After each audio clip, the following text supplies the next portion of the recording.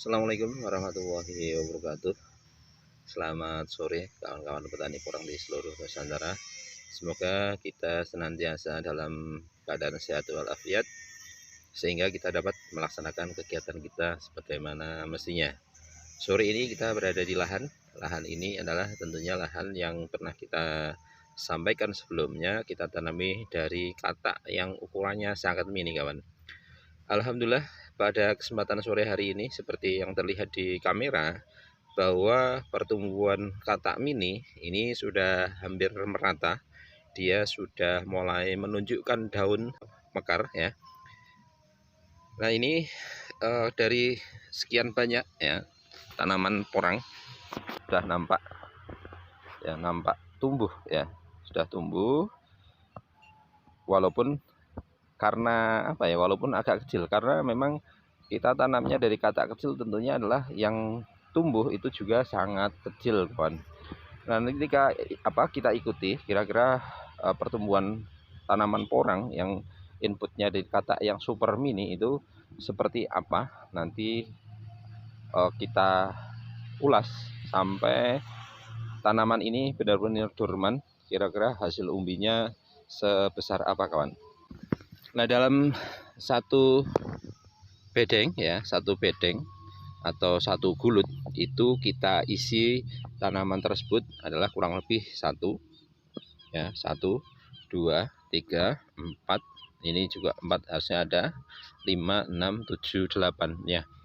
Dalam satu baris ini ya, satu baris bedeng ya, dalam satu baris bedeng ini kita isi adalah sekitar 8 baris, kawan. 8 baris sampai 10 baris tergantung dari masing-masing lebar bedengan atau lebar gulutannya.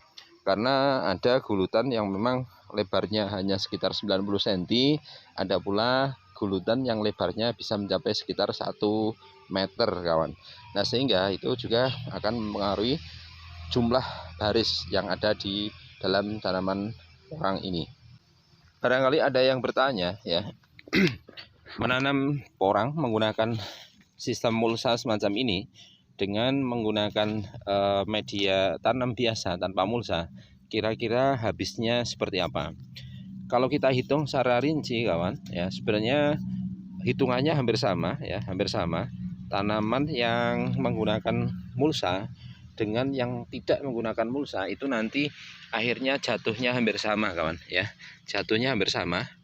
Yang mana gulma tetap tumbuh, terutama pada lingkar tanam ini gulma tetap tumbuh. Nanti kita juga harus menyiangi ya, agar keadaan tanaman itu tidak tertutupi oleh gulma ya. Ini gulmanya juga tumbuh. Secara hitung-hitungan hampir sama, kawan, hampir sama.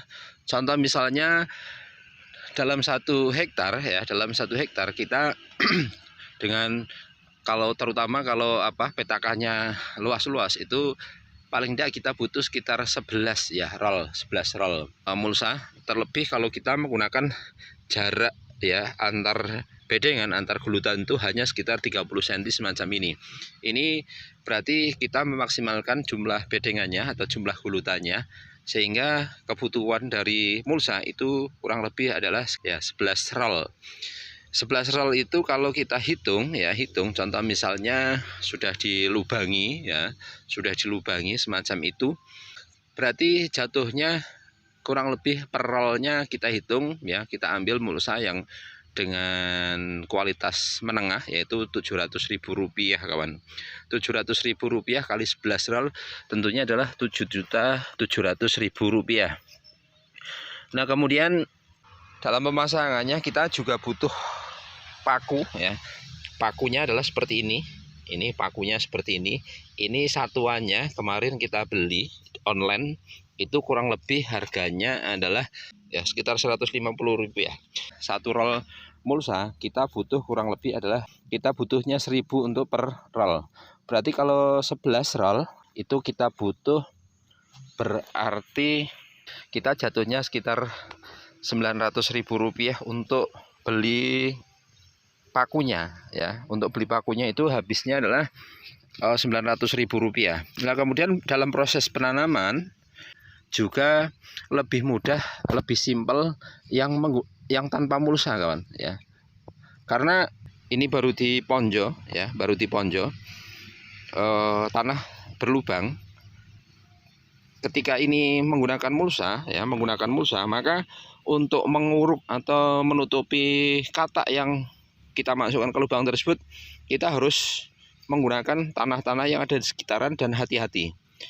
Beda dengan kita tanamnya yang tanpa mulsa, kita uruk, kita contoh misalnya ambil tanah yang ada di sini pun kita naikkan ya, itu lebih mudah. Dan proses penanamannya itu lebih lama kawan kalau menggunakan mulsa, sehingga ketemunya hampir sama ya. Berarti tadi kita habisnya adalah 7.700.000 dan 900. Belum lagi ongkos pasang mulsanya itu 2 orang ya, 2 orang itu adalah 1 roll 1 hari. Nah kemudian kalau ini adalah 11 roll ya, itu berarti kita habisnya adalah 2 orang kali 11 hari kali contoh misalnya HUK masing-masing daerah. Kalau di daerah sini kita hitung adalah 150, itu belum termasuk biaya untuk konsumsi, itu baru bayarannya saja. Itu 1.650 habisnya. Berarti kalau di total global tadi adalah 7.700 ditambah dengan 900, itu berarti 8.600. 8.600 ditambah 1.650 ya, berarti itu 9 juta ya, 9 juta berarti 10 juta lebih lah ya, kurang lebih 10 juta lebih. 10 juta lebih ini kita masih menggunakan proses manual untuk penyiangan, terutama di lubang-lubang tanam semacam ini pun nanti juga masih butuh biaya lagi ya, masih butuh biaya lagi. Paling tidak kalau kita hitung sekali penyiangan dengan biaya sekali penyiangan contoh misalnya adalah 2 juta rupiah, itu nanti ketemunya kurang lebihnya adalah kisaran 13 sampai 15 juta kawan. Nah kemudian kalau kita penanamannya tanpa menggunakan mulsa, itu adalah kita habisnya penyiangan 4 kali, sekali penyiangan ada 2.500.000, berarti kita habisnya adalah 10 juta rupiah untuk biaya penyiangan. Nah, sedangkan menggunakan mulsa itu habisnya ternyata lebih banyak kawan. Akan tapi meskipun habisnya lebih banyak, karena intensitas tumbuhnya gulma tidak sehebat yang tanpa mulsa, otomatis nutrisi yang ada di dalam tanah itu utuh, artinya lebih banyak dikonsumsi oleh porang itu sendiri, sehingga insya Allah nanti pertumbuhannya juga lebih bagus kawan dibandingkan yang tanpa mulsa. Nah itu sebagai gambaran bahwa kita mau tanam porang itu mau menggunakan mulsa atau tanpa mulsa, itu hitung-hitungannya seperti itu kawan. Nah kan tapi kalau kita menggunakan mulsa itu bedengan sampai akhir itu biasanya masih utuh ya, tidak ada istilahnya erosi atau gugur ya, dia masih utuh karena pada bagian sisi-sisi tanaman porang ini ya, pada bedengan ini tertutup PO plastik, sehingga untuk erosi ataupun gugur dari bedengan itu potensinya sangat kecil. Nah demikian itu adalah paparan kami membandingkan proses penanaman menggunakan mulsa dan tanpa mulsa, kurang lebih biayanya segitu, perbandingannya hampir sama, tetapi itu menjadi gambaran kepada kawan-kawan kira-kira nanti mau tanam porangnya menggunakan mulsa atau tidak mulsa, itu tergantung dari kebutuhan daerah tersebut atau suka-suka dari petani porang itu sendiri. Ya, demikian dulu kawan, selamat sore, selamat kembali ke rumah.